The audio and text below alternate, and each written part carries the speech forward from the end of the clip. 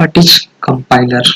Compiler एक ऐसा programme है जो हाई लेवल लैंग्वेज में लिखे गए कोड को लो लेवल लैंग्वेज में बदलता है, जिससे कि प्रोग्राम को आसानी से एग्जीक्यूट किया जा सके। दूसरे शब्द में कह सकते हैं कंपाइलर एक लैंग्वेज ट्रांसलेटर होता है जो हाई लेवल लैंग्वेज के कोड को मशीन लैंग्वेज में ट्रांसलेट करता है। कंपाइलर पूरे हाई लेवल लैंग्वेज के कोड को एक बार में मशीन में लैंग्वेज में बदलता है, जबकि इंटरप्रेटर एक लाइन को मशीन में लैंग्वेज में बदलता है। कंपाइलर द्वारा सोर्स कोड को ऑब्जेक्ट कोड में कन्वर्ट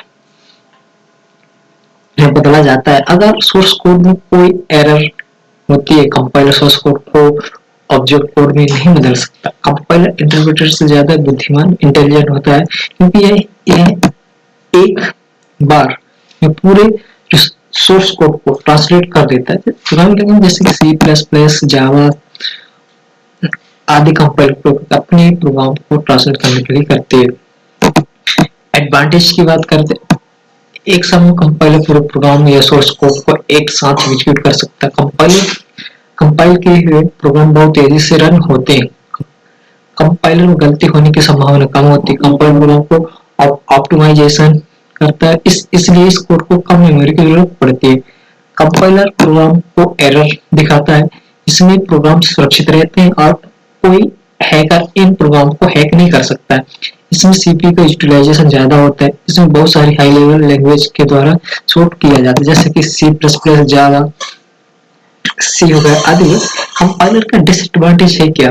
कंपाइलर फ्लेक्सिबल नहीं होता है, इसमें प्रोग्राम को डिबग करना मुश्किल होता है, इसमें एरर को ढूंढना मुश्किल है, और अगर प्रोग्राम में कोई बदलाव होता है तो पूरी प्रोग्राम को फिर से कंपाइल करना पड़ता है। कंपाइलर दो टाइप्स होते हैं। वन पास, यह कंपाइलर केवल एक बार कोड को रीड करता है और उसे ट्रांसलेट कर देता है। मल्टीपल पास कंपाइलर, यह कंपाइलर कोड को बहुत बार रीड और ट्रांसलेट करता है। इंटरप्रेटर होता क्या है? इंटरप्रेटर एक कंप्यूटर प्रोग्राम होता है जो हाई लेवल लैंग्वेज में लिखे गए कोड को मशीन लैंग्वेज में बदलता है। यह कोड एक एक लाइन करके मशीन लैंग्वेज में बदलता है।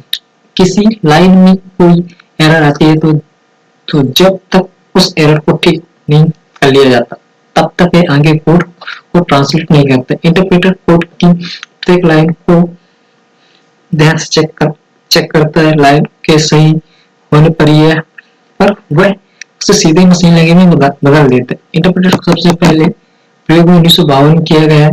हाई लेवल लैंग्वेज को केवल इंसानों के द्वारा ही समझाया जा सकता है, जिन्हें हम सोर्स कोड भी कहते हैं। दूसरे और देखें तो कंप्यूटर केवल बाइनरी भाषा में लिखे हुए प्रोग्राम को ही समझ पाते, इसलिए इंटरप्रेटर और कंपाइलर की जरूरत पड़ती है।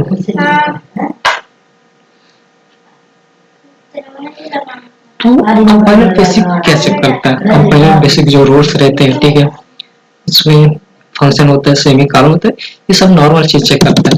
एक कोड लिखते हैं नॉर्मल, सबसे पहले कमांड फॉरवर्ड डायलॉग बॉक्स में जाएंगे, cmd टाइप करेंगे, cmd cd मैक्स नहीं मतलब डायरेक्टरी चेंज करना, तो cd फोल्डर, जिस फोल्डर में जाना चाहते cd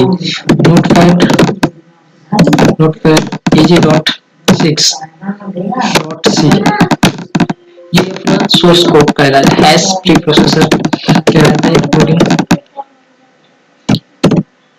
stdio.h int main whole bracket start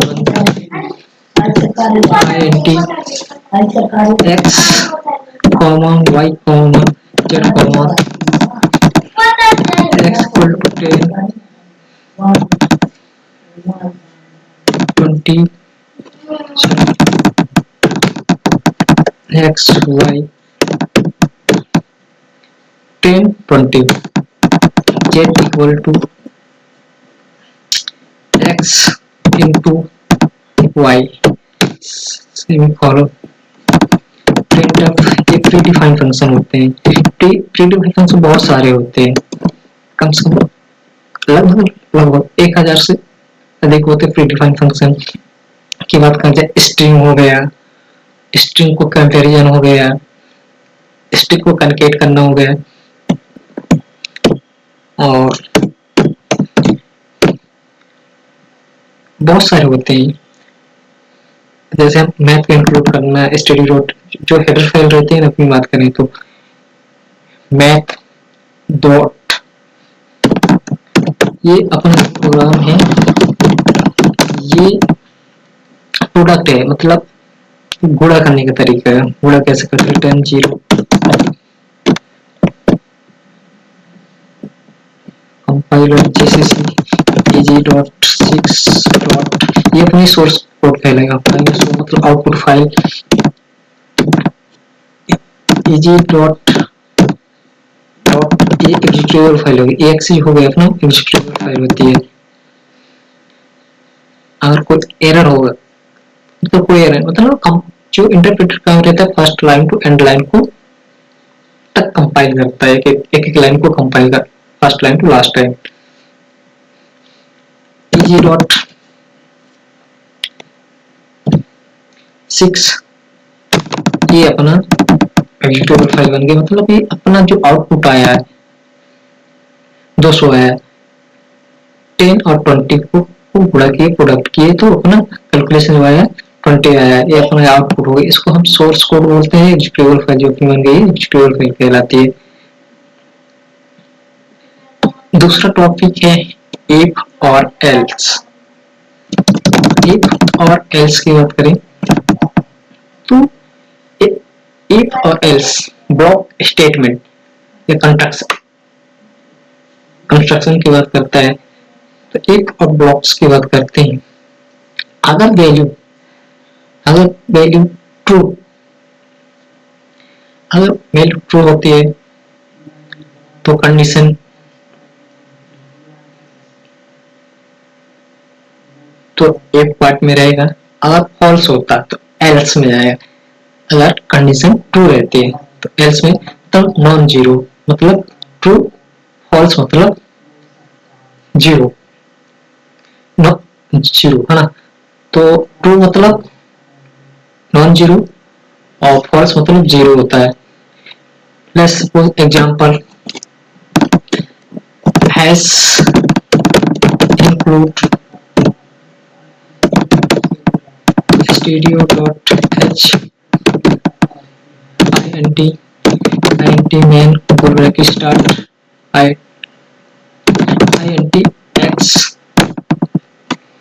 int x की बात करें, x इक्वल टू,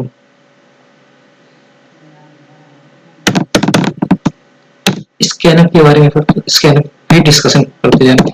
ये भी प्रीडिफाइंड फंक्शन होता है। तो printf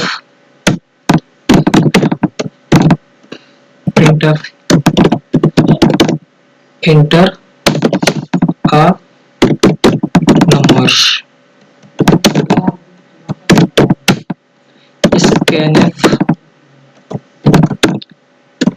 %d, मतलब स्पेसिफाइड फॉर्मेट्स कहलाता है, जो हमको बताना पड़ता है किस टाइप की हमने वैल्यू ले। %, एड्रेस, ये एड्रेस रिकॉर्ड करता है, एड्रेस है ना, एक्स का एड्रेस किसी में रहेगा, इसमें बताएगा एक्स के एड्रेस, इसमें होगा, हम एड्रेस इंक्लूड करते हैं। फिर कंडीशन एक्स ग्रेटर देन 50 गोल ब्रैकेट क्लोज, प्रिंट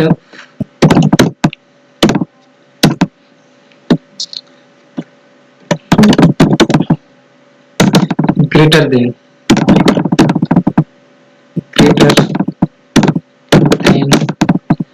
50, सपोज 50 से 60 कुछ भी हो सकता है, 50, तो मैसेज ये प्रिंट होगा। नहीं तो एल्स, एल्स क्या करते हैं, एल्स तो प्रिंट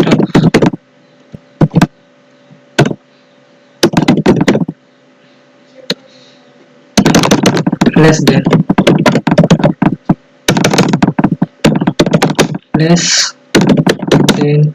50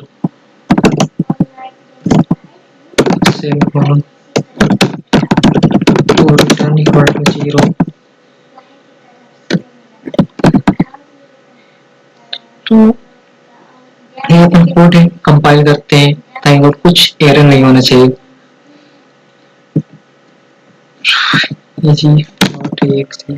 चल रहा कोड easy.6 number suppose